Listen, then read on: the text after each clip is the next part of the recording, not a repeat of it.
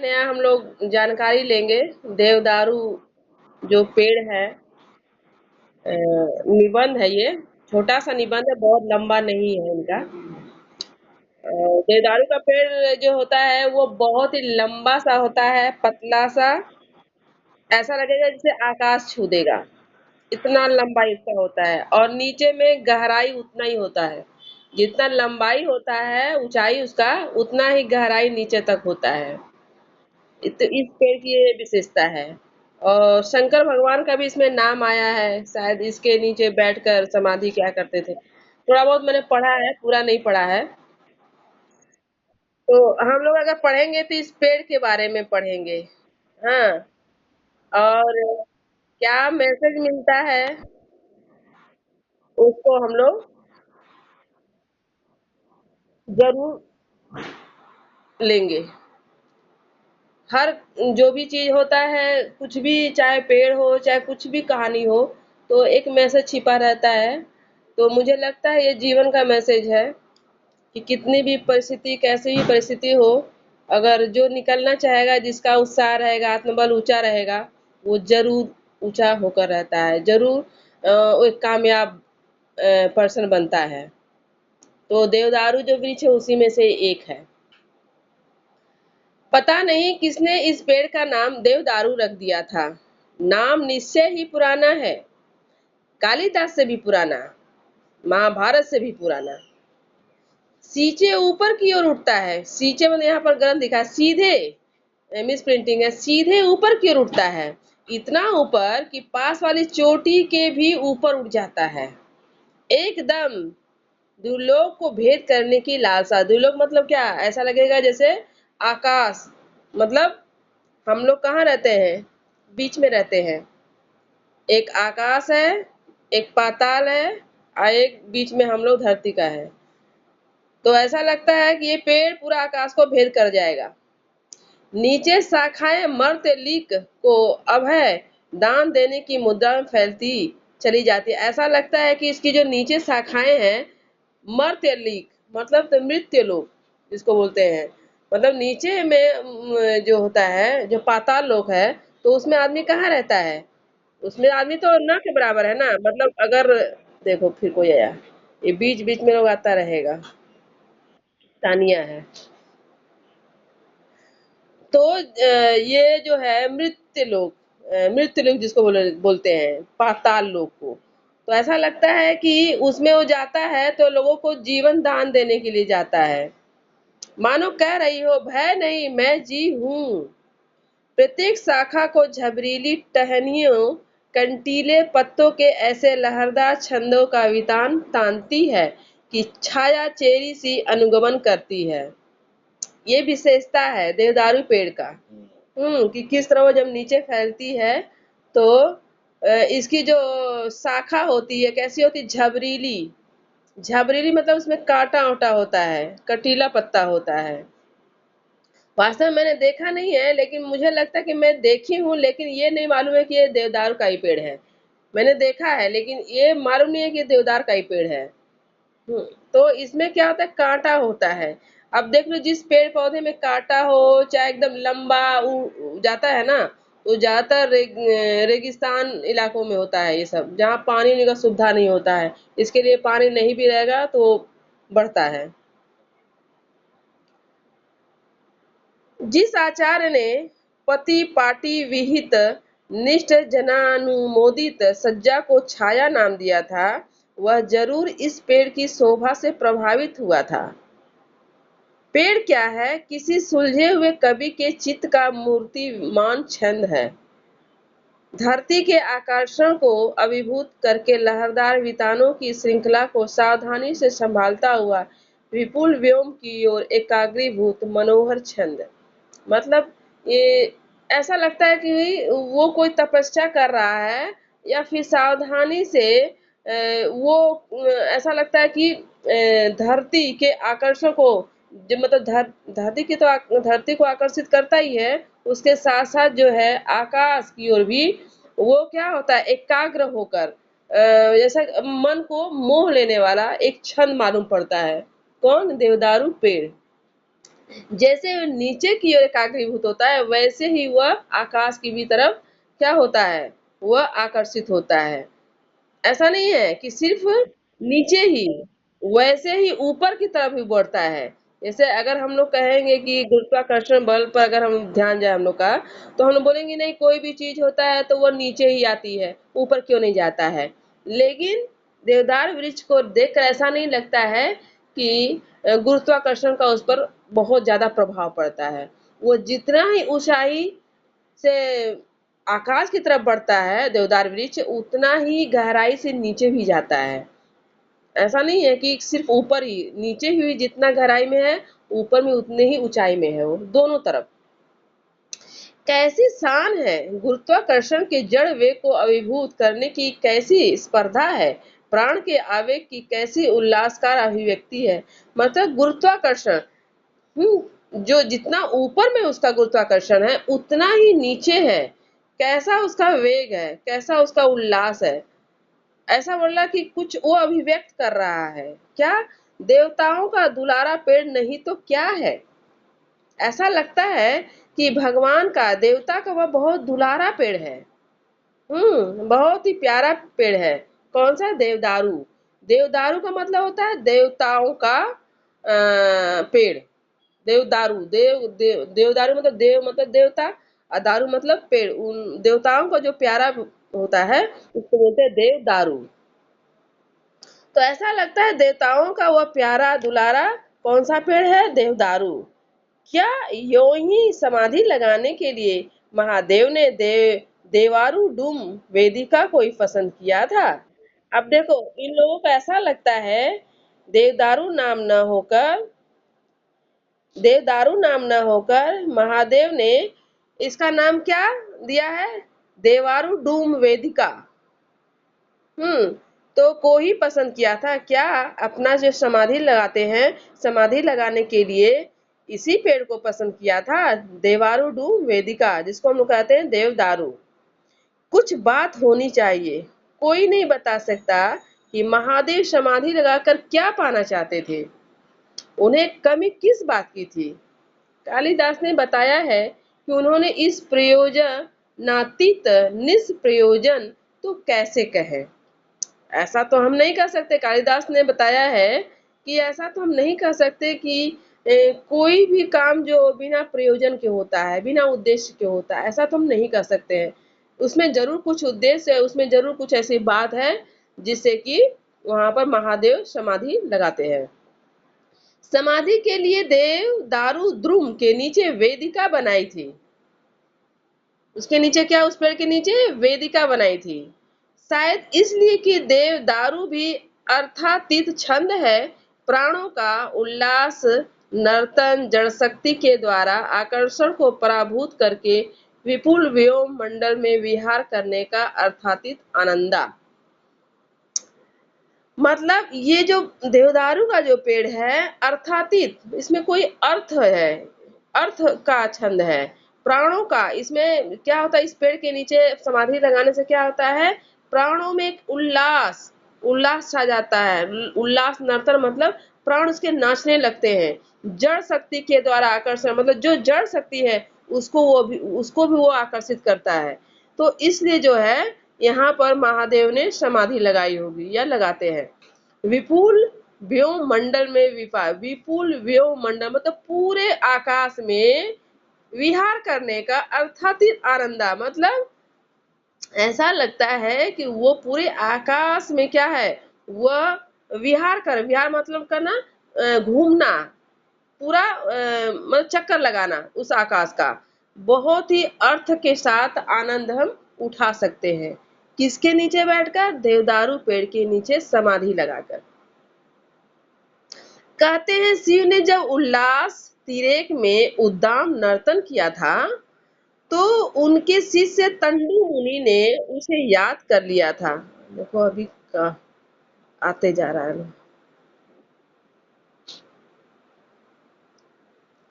तंडु मुनि ने उसे याद कर लिया था। उन्होंने जिस नृत्य का प्रवर्तन किया उसे तांडव कहा जाता है। अब तांडव नृत्य किसके नाम पर पड़ा है, तंडु मुनि। तंडु मुनि के नाम पर ही तांडव नृत्य रखा गया है। तांडव का मतलब होता है तंडु मुनि द्वारा प्रवर्तित रस भाव विवर्जित नृत्य रस भी अर्थ है। तांडव का मतलब होता है तंडु मुनि द्वारा प्रवर्तित रस भाव विवर्जित नृत्य रस भी अर्थ है। मतलब जो रस के साथ जो भाव होता है वो उसमें रस भी होता है और क्या होता है, नृत्य भी होता है। विवर्जित, बिना वर्जित किए उसमें नृत्य भी होता है और रस भी होता है, जिसको हम क्या कहते हैं, तांडव।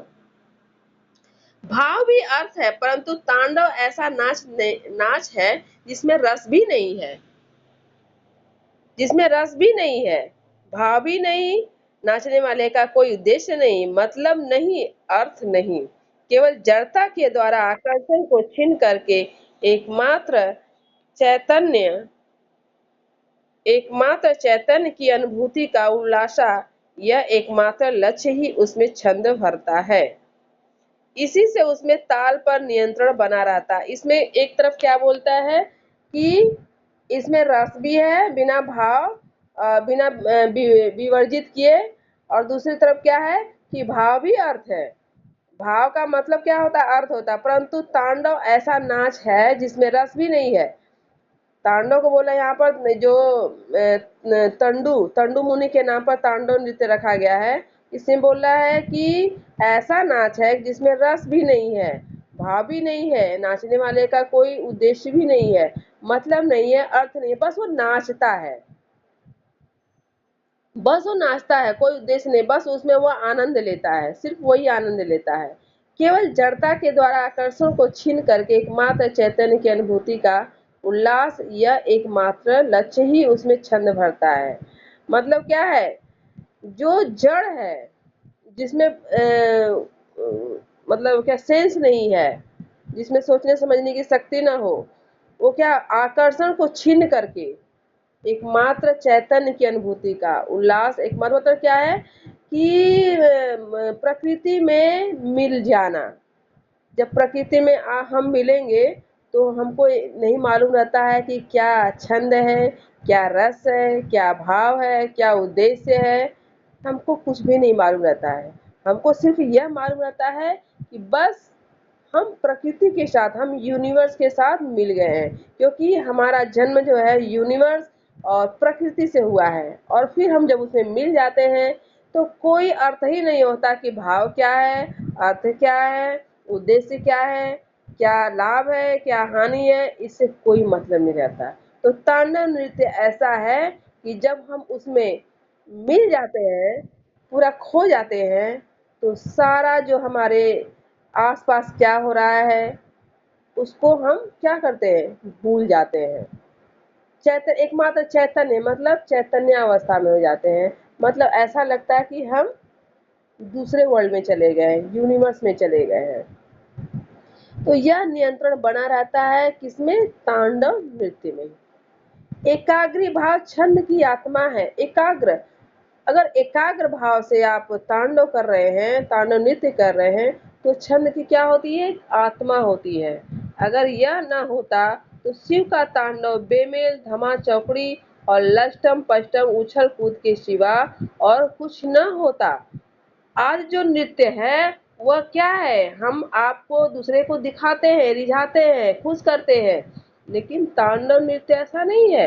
तांडव नृत्य क्या है, आनंदोमुखी एकाग्रता है।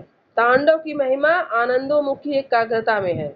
मतलब जब आप तांडव नृत्य करिएगा तो आप यूनिवर्स के साथ कनेक्ट हो जाइएगा, नेचर के साथ कनेक्ट हो जाइएगा।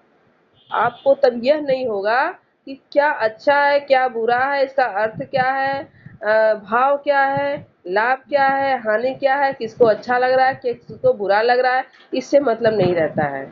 लेकिन आप साधारण जब नृत्य करोगे तो आपको इन सारी बातों का ख्याल रहता है। लेकिन जब तांडव नृत्य करोगे तो आप यूनिवर्स के साथ एकाग्रता में खो जाओगे।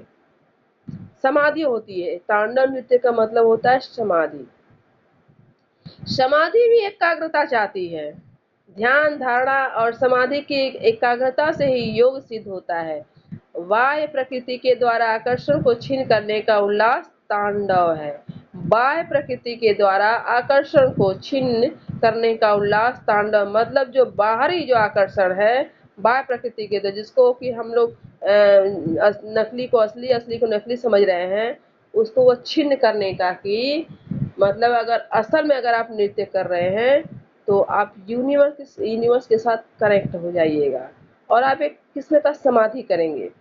तो वो क्या करना, छिन्न करने का एक उल्लास है, तांडव है।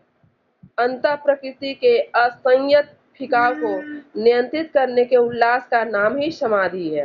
अंतः प्रकृति के असंयत फिकाव को नियंत्रित करने के उल्लास का नाम ही समाधि है। आपके अंदर जितने भी असंयत, संयत नहीं है, व्याकुल है आप, मतलब एक किस्म का हम अगर कहेंगे तो मेडिटेशन है तांडव, कि आपके अंदर जितने भी हलचल है सबको कंट्रोल कर देता है। जितने भी चिंता फिक्र है, जितना भी आपके अंदर मतलब कि क्या कर ले, वो कर ले, ये कर ले, वो कर ले, ये सारी जो चीजें लगी रहती है जिंदगी में, उसको क्या करता है, कंट्रोल करता है। आप यूनिवर्स के साथ कनेक्ट हो जाते हैं। देवदारू वृक्ष पहले प्रकार के उल्लास को सूचित करता है।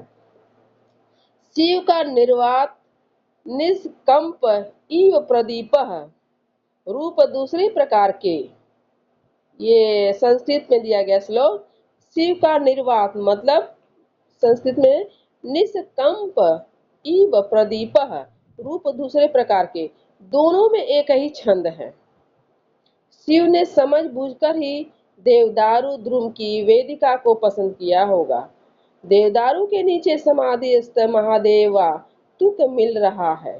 शानदार तुका कौन कहता है कि कालिदास ने तुक मिलाने की परवाह नहीं की।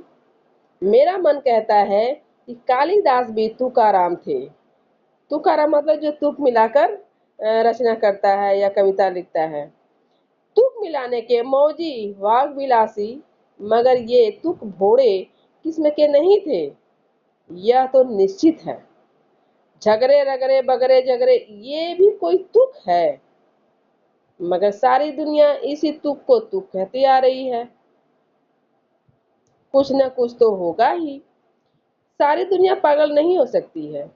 लेकिन यह भी सही है कि बात बात में तुक मिला करता है। अगर ऐसा न होता तो बेतुकी हाँकने वालों को बुरा न माना जाता। जो लोग तुक की बात करते हैं वे शब्द की ध्वनियों का तुक तो नहीं मिलाते, फिर तुक है क्या? तुक वह है जो देवदारू की गगनचुंबी शिखा और समाधिस्थ महादेव की निवात निष्कंप पर प्रदीप की ऊर्ध्व गामिनी ज्योति में है। तुक यहाँ हजारी प्रसाद द्विवेदी किसको बोल रहे हैं कि जो देवदारू जो पेड़ है, गगनचुंबी मतलब आकाश को चूमने वाला, शिखा मतलब छोटी, और समाधिस्थ जो समाधि में लीन है, कौन, महादेव की निवात निष्कंप, हाँ, प्रदीप की ऊर्ध्वगामिनी ज्योति में है। बिना निष्कंप, बिना छल कपट के, निवात उनकी जो ज्योति है ऊर्ध्वगामिनी ज्योति में है। मतलब एक तरफ देवदारू जो है ऐसा लगेगा कि वो आकाश को छू रहा है, उसकी चोटी छू रही है, और दूसरी तरफ महादेव जो समाधि में बैठे हुए हैं देवदारू पेड़ के नीचे, ऐसा लग रहा है कि वहां से जो ज्योति निकल रही है वह बिना किसी वार्ता के, बिना किसी उद्देश्य के, वह सबको आलोकित कर रही है, पूरे वातावरण को। देवदारू जो है गगनचुंबी आकाश को आलोकित कर रहा है, और इधर शंकर भगवान जो नीचे बैठकर उसके वृक्ष के नीचे, वो सारी जो प्रकृति उसको ज्योतिमय कर रहे हैं। अर्थात तुक अर्थ में रहता है। ध्वनि साम्य के तुक में कुछ न कुछ अर्थ चारुता होनी चाहिए। ध्वनि साम्य साधन है, तुक अर्थ का धर्म होना चाहिए। तुक अर्थ का धर्म होना चाहिए, मतलब उसमें कुछ अर्थ हो। बेअर्थ का तुक अच्छा नहीं लगता है फालतू में, मतलब नहीं। जब कोई अगर शायरी कहता है तो भाई शायरी भी कहो तो उसका कोई अर्थ हो। सिर्फ शायरी उसका शब्द मिला देने से नहीं होता है, तुक मिलाने से नहीं होता है, उसका कुछ अर्थ होना चाहिए। मगर कहना खतरे से खाली नहीं है। किसी नए आलोचक ने अर्थ को लय की वकालत की है। मैं अच्छी तरह जानता हूँ कि सारी पंडित मंडली उस गरीब पर बरस पड़ी है। अगर तुक अर्थ में मिल सकता है तो लय क्यों नहीं मिल सकता? मेरे अंतर्यामी कहते हैं कि तुक तो अर्थ में नहीं रहता है, लय नहीं रहता। बहुत से लोग अंतर की आवाज को आंख मूंद कर मान लेते हैं, मैं नहीं मान पाता। तो यहाँ मिस प्रिंटिंग है, मैं यहाँ पर लिखा है मैं होगा। आंखें खोलने पर भी यदि अंतर की आवाज ठीक जांचे तो मान लेना चाहिए, क्योंकि उस अवस्था में भीतर और बाहर का तुक मिल जाता है। शिव जी ने अंतर और बाहर का तुक मिलाने के लिए ही तो देवदारू को चुना था। अंतर्यामी भी बहिर्यामी के साथ ताल मिलाते रहे, यही उचित है। महादेव ने आंखें मूंद ली थी, देवदारू ने खोल रखी थी। महादेव ने भी जब आंख खोल दी तो तुक बिगड़ गया, छंदो भंग हो गया। त्रैलोक्य को मद विह्वल करने वाला देवता भस्म हो गया, उसका फूलों की तुड़ी जल गया, रत्न जटित धनुष टूट गया, सब गड़बड़ हो गया। सोचता हूँ उस समय देवदारू की क्या हालत हुई होगी जब तीसरा नेत्र खुला हुआ, जब खुला होगा शंकर भगवान का। क्या इतनी फक्कड़ाना मस्ती से झूम रहा होगा? क्या ऐसा ही बेलौस खड़ा होगा? शायद हाँ, क्योंकि शिव की समाधि टूटी थी। देवदारू का तांडव रस भाव विवर्जित महानृत्य नहीं टूटा था। देवता की तुलना में भी निर्विकार रहा काठ बना हुआ। मतलब देवदारू जो है, उनकी तुलना, देवदारू की तुलना देवता से किया जा रहा है, और बहुत ही क्या है, ये काठ का बना हुआ है, जिद्दी है। कौन जाने इसी कहानी को सुनकर किसी ने इसे देवता का काठ मतलब देवदारू नाम दे दिया हो। फक्कड़ हो तो अपने लिए हो बाबा, मनुष्य के लिए तो निर्कात हो। दया नहीं, माया नहीं, आसक्ति नहीं, निरे काठा ऐसो से तो देवता ही भला। देवदारू के लिए क्या कहा गया है? मनुष्य के लिए तो निर्कात हो, दया नहीं, माया नहीं, आसक्ति नहीं, निरे काठा ऐसो से तो देवता ही भला। कहीं न कहीं उसमें दिल तो है, मगर यह भी कैसे कहा जाए।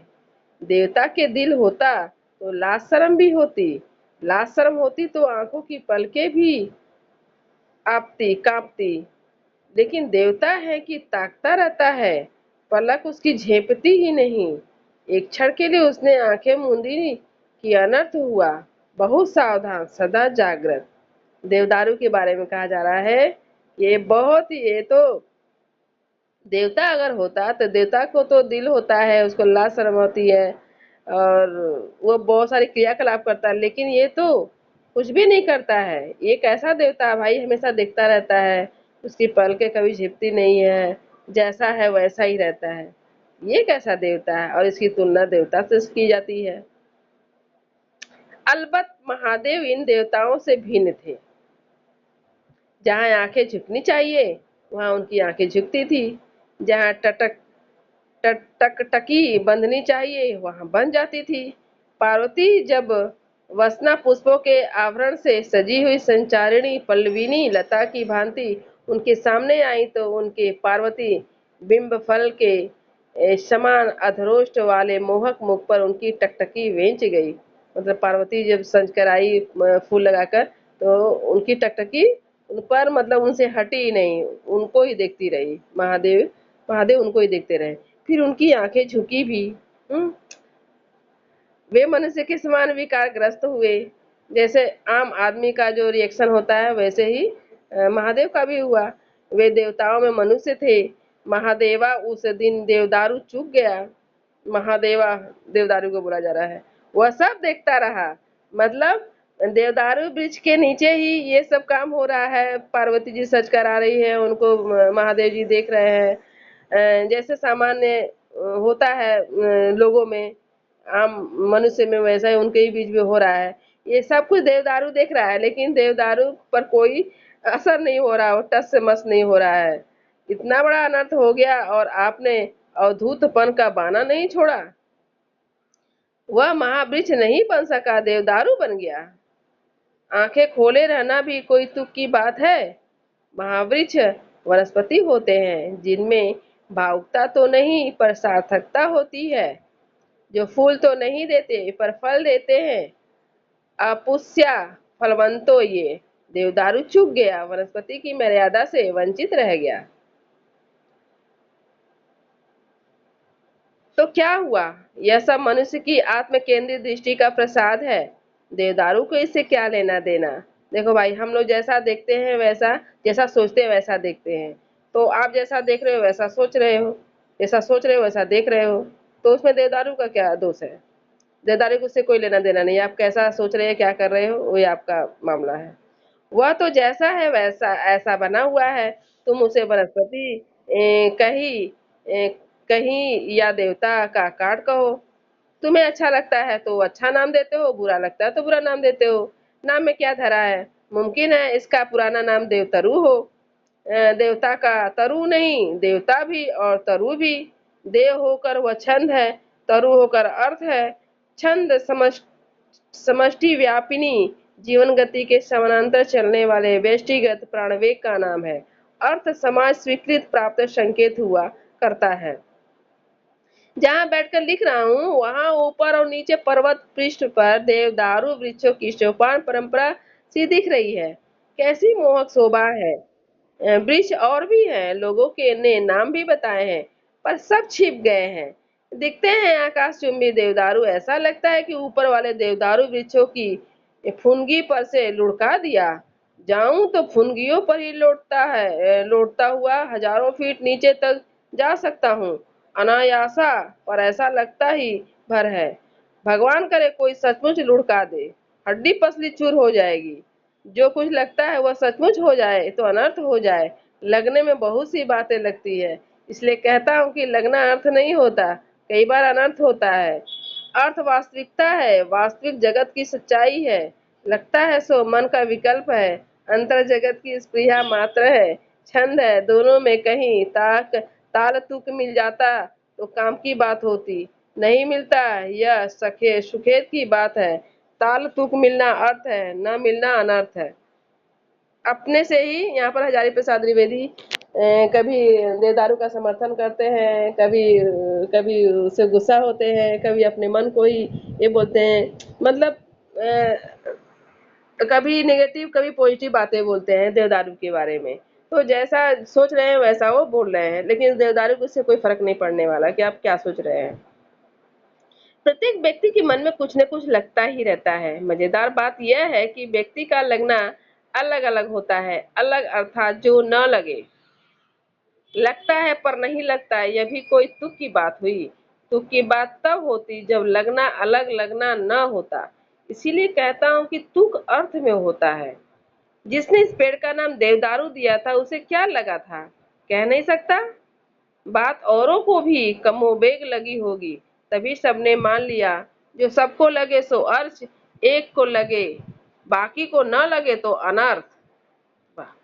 अलगाव को ही पुराने आचारों ने पृथकत्व बुद्धि का नाम दिया है, और भी समझा कर कहा है कि यह अलगाव में पन है, अहंकार है। इधर कवि लोग हैं, उन्हें कि हमेशा कुछ देखकर कुछ न कुछ लगता ही रहता है। कहने का मतलब हजारी प्रसाद द्विवेदी कवि हैं।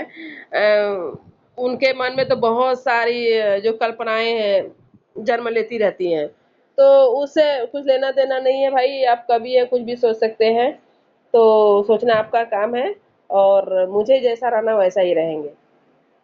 अब इसको घमंड कहिए, अहंकार कहिए, ये आपकी सोच है। खुलेआम कहते हैं कि मुझे ऐसा लग रहा है, दुनिया की ओर भी देखो। वह तुम्हें पागल कहेगा, पागल को भी तो कुछ न कुछ लगता रहता है। मगर दुनिया को देखता हूँ तो हैरत में पड़ जाता हूँ। कभी को जो कुछ लगता है उसका वाह वाह करके उसे सिर उठा लेती है। कुछ समझ में नहीं आता। हाँ हो ही बौरी विरह बस के बौरी सब गांव। मतलब हाँ ही बौरी विरह बस के बौरी सब गांव। मतलब जिसको जो लगता है, जहाँ पर अगर ज़्यादा संख्या में लगता है तो वहाँ पर ज़्यादा लोग उसके तरफ सपोर्ट में आ जाते हैं, जहाँ पर कम है तो उसमें कम आता है। तो इसमें वाह वाह या करने की कोई ये नहीं है। और कभी जो कुछ कहता है उसको जो सारी दुनिया है वाह वाह करके उसको मानती है। कुछ समझ में नहीं आता है कि आखिर में सही क्या है। बिहारी अच्छे खासे कवि माने जाते हैं।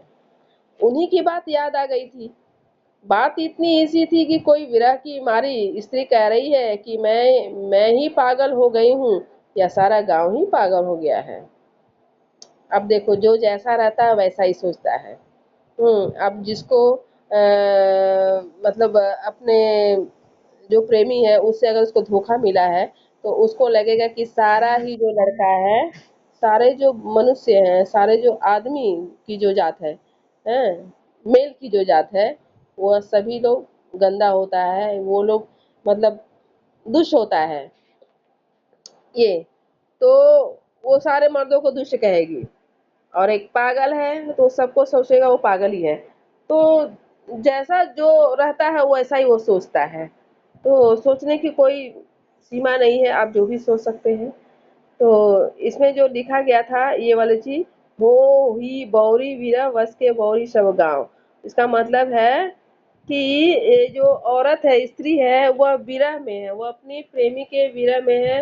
उसका प्रेमी कहीं चला गया है या फिर किसी से बिछड़ गया है, तो उस विरह में वह पागल हो गई है और उसको लगता है कि सारा गांव ही पागल हो गया है। तो क्या समझ के ये लोग चांद को ठंडी किरण वाला कहते हैं। कहाँ जाने ये कहत है, शशि ही शीत कर नाव, विरह की मारी महिला का दिमाग बिगड़ गया है। जो सबको ठंडा लग रहा है उसे वह दाहक मान रही है। अरे भाई, तो उसको तो दाहक, उसको तो गर्म लगेगा ही, उसको तो बेकार लगेगा ठंडा का समय, क्योंकि उसका जो प्रेमी है उसके बगैर वह विरह में जी रही है, उसके बिछड़न में जी रही है। और उसको तो किसी भी मौसम का सही से मालूम पता नहीं है। तो वो सारे लोगों को पागल समझती है कि लोग को ठंड लग रही है, ये तो गर्मी है, ये पागलपन ही है। लेकिन जो है सो है। जो मौसम अगर ठंडा है तो ठंडा ही है, आपके कहने से थोड़ी ना हो जाएगा गर्म है। तो आप पागल रहिए, बाकी सबको पागल आप थोड़ी बना सकती हैं। लेकिन वो सोच रहा है ऐसा कि सब लोग पागल है, अब वाकई में सब पागल नहीं है। मगर जब बिहारी ने उसे दोहा छंद में बांध दिया हो, बात बिल्कुल बदल गई। हाय हाय कैसी विरह वेदना है कि उस सुकुमार बालिका को चांद भी गर्म मालूम पड़ता है। हृदय के भीतर जलने वाली विराग्नि ने उसे किसी काम का नहीं छोड़ा। हे भगवान, तुम ऐसा कुछ नहीं कर सकते कि सारे गांव के समान इस बालिका को भी चंद्रमा उतना ही शीतल लगे जितना औरों को लगता है। अर्थात विरहिणी की दारुण व्यथा अब सबके चित्त की सामान्य अनुभूति के साथ ताल मिलाकर चलने लगी। पागल का लगना एक का लगना होता है, कवि का लगना सबको लगने लगता है। बात उलट कर कही जाए तो इस प्रकार होगी, जिसका लगना सबको लगे वह कवि है, जिसका लगना सिर्फ उसे ही लगे औरों को नहीं वह पागल है। समझे? मतलब एक कवि को अगर कोई चीज लगता है तो वो सबको लगेगा, वो सही लगेगा। लेकिन अगर पागल उसी चीज को बोलता है तो वह पागल लगता है। लगने लगने में भी भेद है। जो सबको लगे वह अर्थ है, जो एक को ही लगे वह अनर्थ है। अर्थ सामाजिक होता है। अगर ज्यादा लोग उस चीज को सपोर्ट कर रहे हैं तो उसका अर्थ है, अगर कम लोग सपोर्ट करते हैं तो क्या अनर्थ है।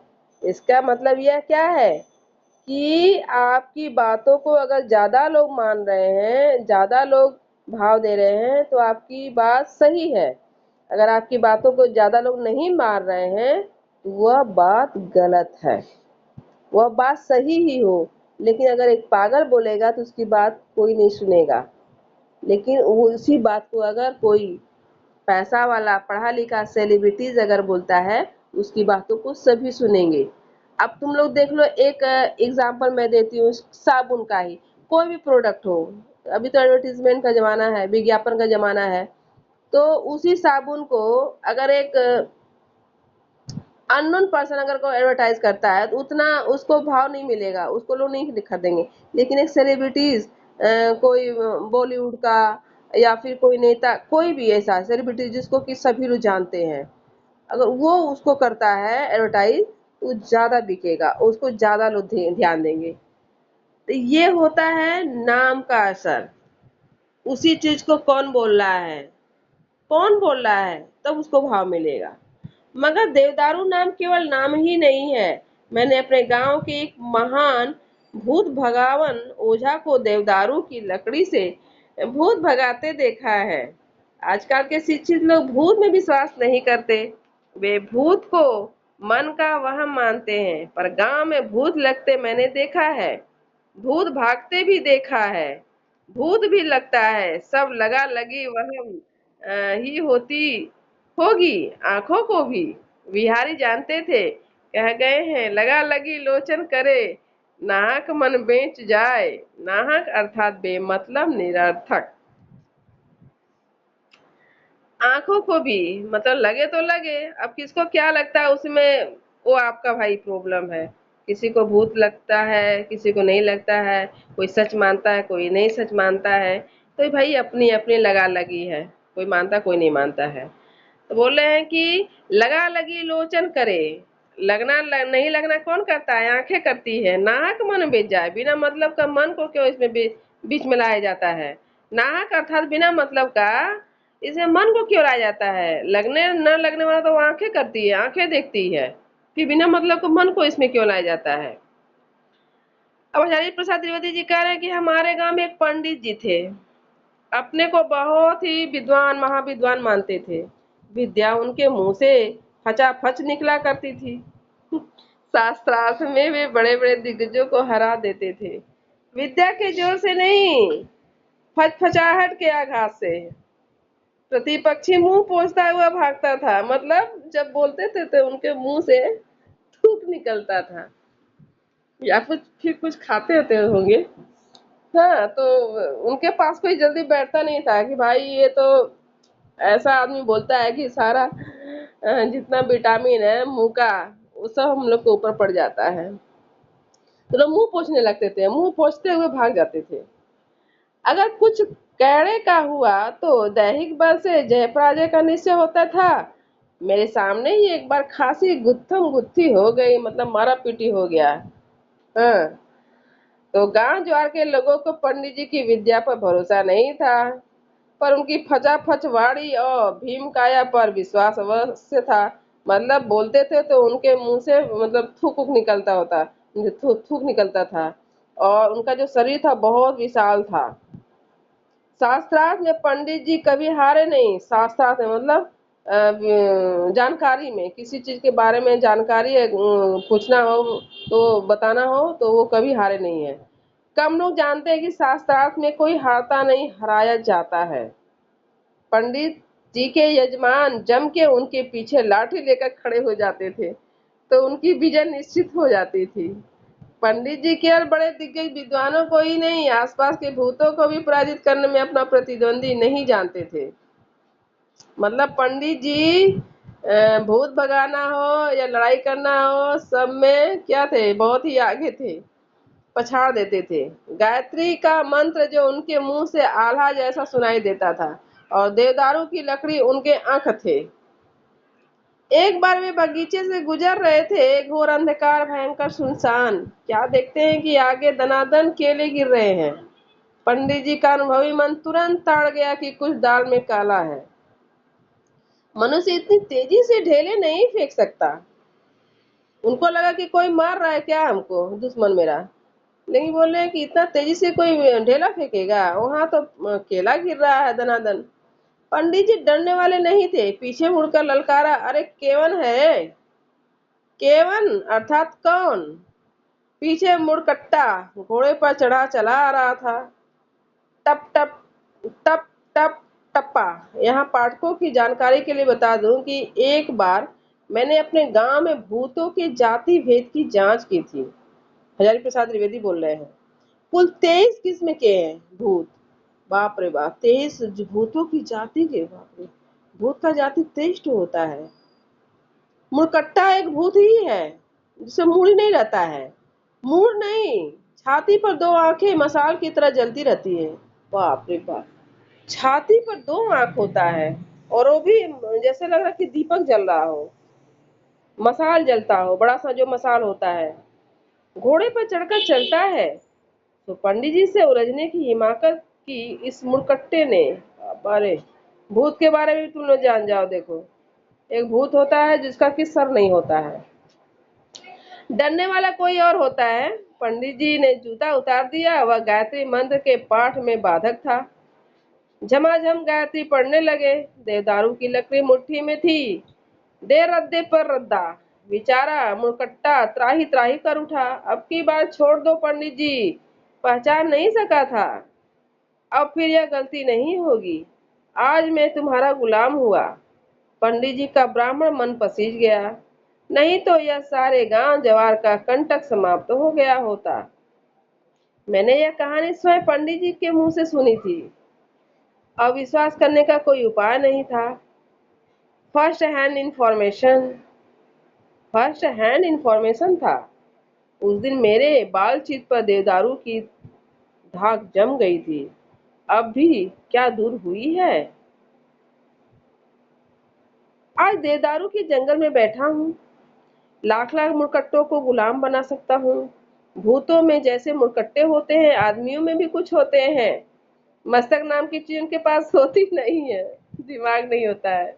मस्तक ही नहीं तो मस्तिष्क कहाँ। लता ही कट गई तो फूल की संभावना ही कहाँ रही। लतायाम पूर्वलु नायाम प्रसून स्यो भद्वः कृतः। क्या इन मुड़कट्टों को देवदारू की लकड़ी से पराभूत किया जा सकता है। करने का प्रयत्न ही कर रहा हूँ। पंडित जी के पास तो फच फची गायत्री थी, वह कहाँ पाऊं। मन की सारी भ्रांति को दूर करने वाले देवदारू, तुम्हें देखकर मन श्रद्धा से जो भर जाता है वह अकारण नहीं है। तुम भूत भगवान हो। तुम वहम मिटावन हो। तुम भ्रांति नसावन हो। तुम्हें दीर्घ काल से जानता था, बहुत दिनों से, पर पहचानता नहीं था। अब पहचान भी रहा हूँ। तुम देवता के दुलारे हो, महादेव के प्यारे हो, तुम धन्य हो। जानता हूँ कि बुद्धिमान लोग कहेंगे कि यह महज गप्प है, मतलब उसी तरह खाली झूठ कहानी है। यह भी जानता हूँ कि कदाचित अंतिम विश्लेषण पर पंडित जी की कहानी पत्ता खड़का बंदा भड़का से अधिक वजनदार न साबित हो। संभावना तो यही तक है कि पत्ता भी न खड़का हो और पंडित जी ने आद्योपांत पूरी कहानी बना ली हो। मगर बलिहारी है इस सर्जन शक्ति की। क्या शानदार कहानी रची है पंडित जी ने। आदिकाल से मनुष्य गप रचे जा रहा है। आजकल हम लोग ऐतिहासिक युग में जीने का दावा करते हैं। पुराना मनुष्य मिथकी युग में रहता था, जहाँ वह भाषा के माध्यम को अपूर्ण समझता था। वहाँ मिथकी तत्वों से काम लेता था। मिथक गप्पे भाषा की अपूर्णता को भरने का प्रयास है। आज भी क्या हम मिथकी तत्वों से प्रभावित नहीं हैं।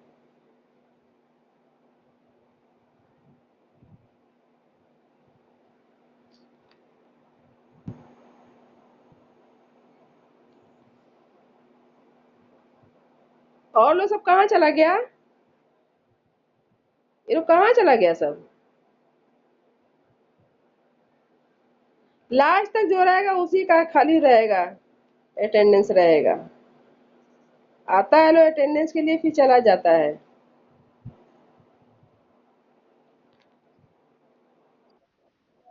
वही देख रहे हैं।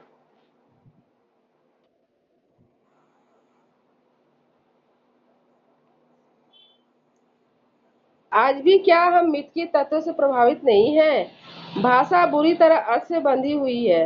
उसमें स्वच्छंद संचार की शक्ति क्षीण से क्षीणतर होती जा रही है। मिथक स्वच्छंद विचरण करता है। आश्चर्य होता है, भाषा का मिथक अभिव्यक्त करता है भाषातीत को। मिथ की आवरणों को हटाकर उसे तथ्यानुयायी अर्थ देने वाले लोग मनोवैज्ञानिक कहलाते हैं। आवरणों की सार्वभौम रचनात्मकता को पहचानने वाले कला समीक्षक कहलाते हैं। दोनों को भाषा का सहारा लेना पड़ता है। दोनों धोखा खाते हैं। भूत तो सरसों में है।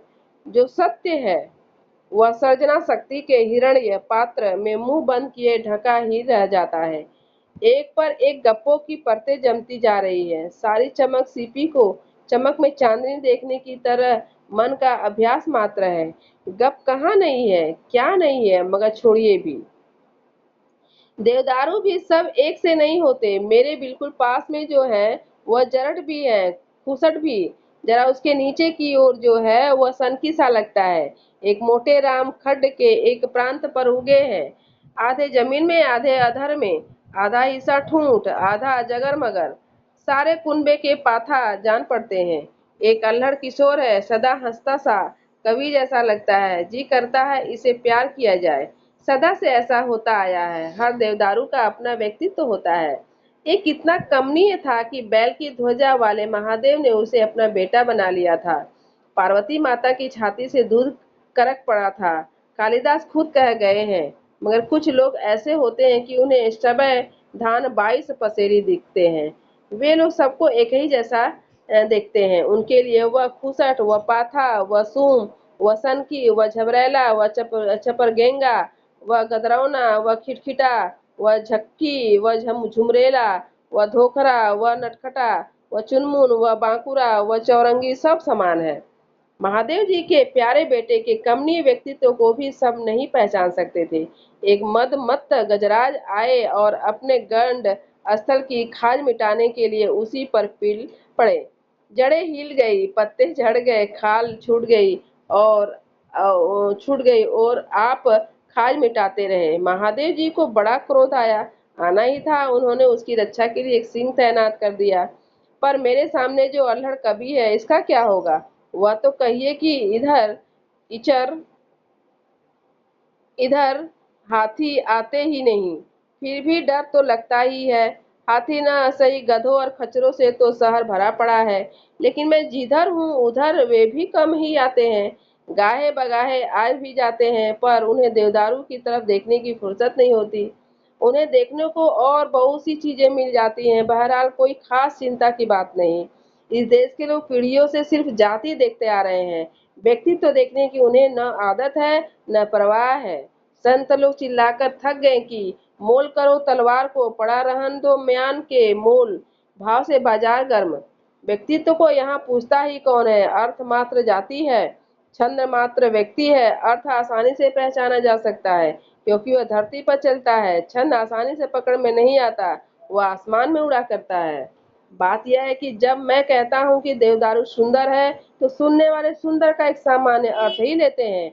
हजार तरह के सुंदर पदार्थों में रहने वाला एक सामान्य सौंदर्य धर्म।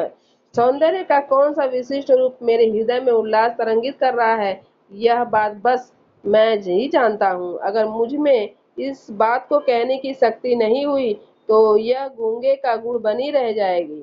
जिसमें शक्ति होती है वह कवि कहलाता है। अनेक प्रकार के कौशल से वह इस बात को कहने का प्रयत्न करता है, फिर भी शब्दों का सहारा तो उसे लेना ही पड़ता है। शब्द सदा सामान्य अर्थ को प्रकट करते हैं, कभी विशिष्ट अर्थ देना चाहता है। वह छंदों के सहारे उपमान योजना के बल पर ध्वनि साम्य के द्वारा विशिष्ट अर्थ को समझ पाते हैं, बिल्कुल नहीं। कोई बड़भागी होता है जिसके दिल की धड़कन कवि के दिल की धड़कन के साथ ताल मिला पाती है। कवि के हृदय के साथ मिल जाए, उसे सहृदय कहा जाता है। देवदारू की ऊर्ध्वा शिखा शोभा मेरे हृदय में एक विशेष उल्लास पैदा करती है। मेरे पास कवि कौशल नाम की चीज नहीं है। मैं अपने विशिष्ट अनुभवों का साधारणीकरण नहीं कर पा रहा हूँ। कभी होता तो करा लेता, उपमानों की छटा खड़ी कर ले देता, सहृदय के चित्त को अपने चित्त के ताल पर नृत्य कराने योग्य छंद ढूंढ लेता, ध्वनियों की नियत संचारित क्षमता को ऐसा समा बांधता कि सुनने वाले का मन मपुर की भांति नाच उठता। पर मेरे भाग में यह कुछ भी नहीं। केवल आंख फाड़कर देखता हूँ, पाषाण की कठोर छाती भेद कर देवदारू न जाने किस पाताल से न जाने अपना रस खींच रहा है, और कम हर्ष छाया का वितान तानता हुआ ऊर्ध्वलोक की ओर किसी अज्ञात निर्देशक के तर्जनी संकेत की भांति कुछ दिखा रहा है। यह इतनी इतनी उंगलियां क्या यूं ही उठी हुई हैं? कुछ बात है, अवश्य कुछ रहस्य है। भीतर ही भीतर अनुभव कर रहा हूँ, पर बता सकूं ऐसी भाषा कहाँ है? हाय, मैं असमर्थ हूँ, मूक हूँ। मीमांसकों का एक संप्रदाय मानता था कि शब्द का अर्थ वहां तक जाता है जहां तक वक्ता ले जाता है। वक्ता की इच्छा को विवक्षा कहते हैं। ये लोग कहते हैं कि जब जैमिनी मुनि ने कहा था कि यत्परः शब्दः शब्दार्थ, तो उनका यही मतलब था कि मेरा रोम रोम अनुभव कर रहा है कि मुनि की बात का ऐसा अर्थ नहीं होना चाहिए। कहाँ विवक्षा इतनी सुंदर, इतनी दूर तक ले जाती है। सुंदर शब्द का प्रयोग करके मैं जो कहना चाहता हूँ वह कहाँ प्रकट हो पा रहा है। कहना तो बहुत चाहता हूँ, कोई समझे भी तो नहीं। शब्द उतना ही बता पाता है जितना लोग समझते हैं। वक्ता जो कहना चाहता है उतना कहाँ बता पाता है वह। दुनिया में कवियों की जो कदर है वह इसीलिए है कि वे जो अनुभव करते हैं उसे श्रोता के चित्त में प्रविष्ट भी करा सकते हैं। प्रेषण धर्मिता उनके कहे का एक प्रधान गुण है। मैं नहीं पहुंच पाता हूँ उस अर्थ को जिसे मेरा मन अनुभव कर रहा है, क्योंकि मैं शब्दों और छंदों का ऐसा अस्त्र नहीं बना पाता हूँ जो मेरी अनुभूतियों को लेकर तीर की तरह श्रोता के हृदय में चुभ जाए। अर्थ निश्चय ही वक्ता की इच्छा के अधीन नहीं है। वह सामाजिक स्वीकृति चाहता है। उसमें लय नहीं, संगीत नहीं, गति नहीं, वह स्थिर है। शब्दों के गतिशील आवेग से वह हिलता है, भरभराता है, नए नए परिवेश में सजता है और तब कहीं नया पैदा करता है।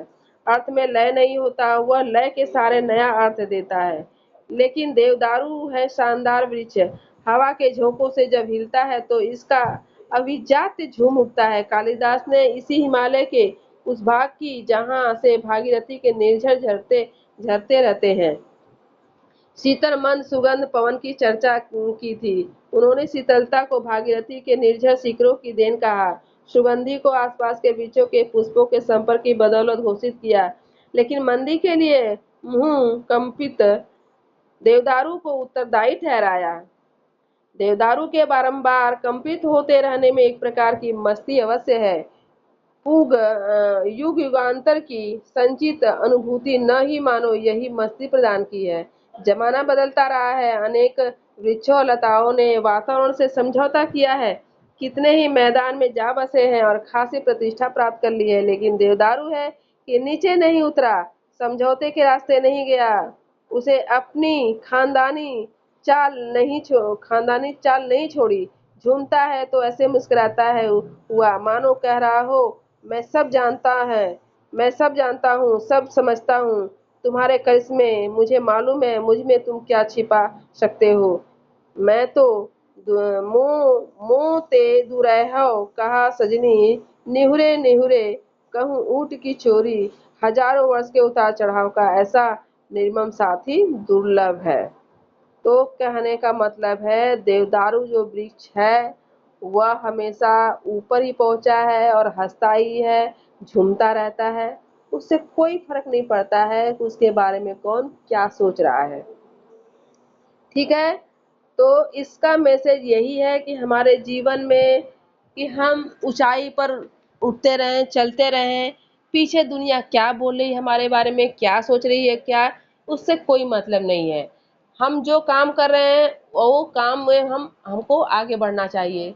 किसी पीछे के बारे में नहीं सोचना चाहिए कि क्या हमको हमारे बारे में लोग सोच रहे हैं। यही एक मैसेज है कि देवदारू जो वृक्ष है वो हमेशा ही गगनचुंबी, हमेशा आकाश को छूता हुआ दिखाई पड़ रहा है और निरंतर वो आगे बढ़ता जा रहा है और हंसता है, झूमता रहता है।